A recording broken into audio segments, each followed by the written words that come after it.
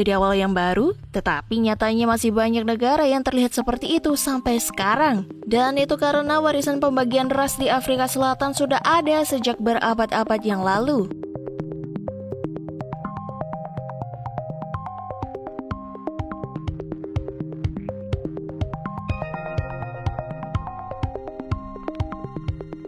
India dan Pakistan. Selain Afrika, India dan Pakistan juga terkenal dengan kerasisannya.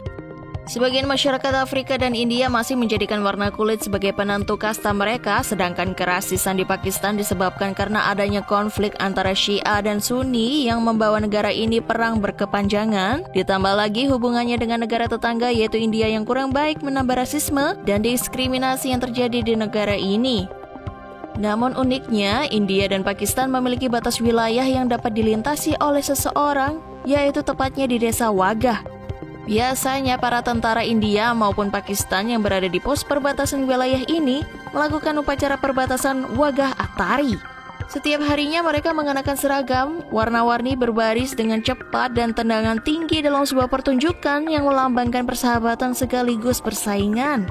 Biasanya masyarakat dari masing-masing negara akan meneriakkan Long Live India maupun Long Live Pakistan saat melihat pertunjukan ini.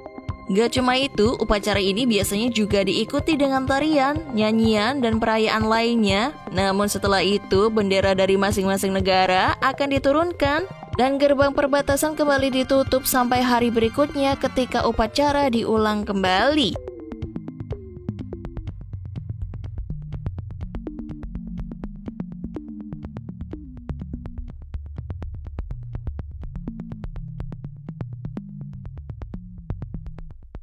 Belanda dan Belgia.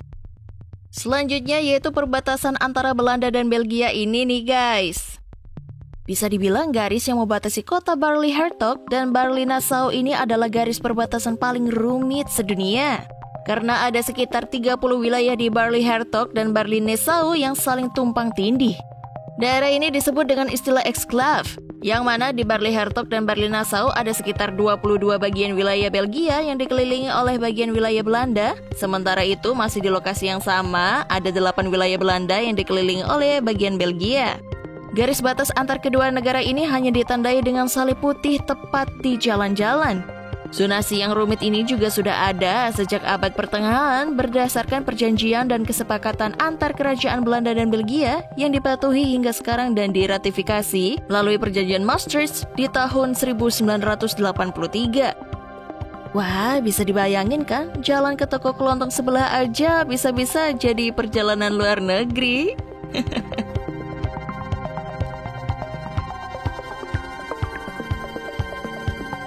Portugal dan Spanyol.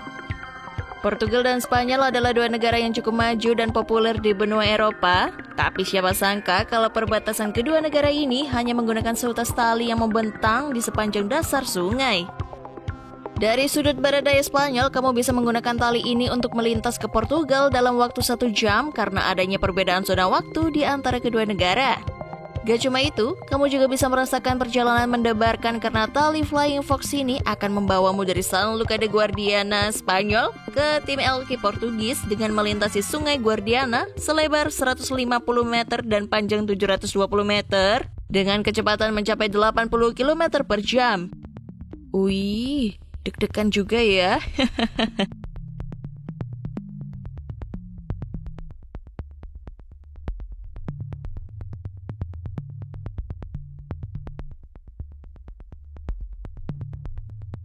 Austria, Hungaria, dan Slovakia.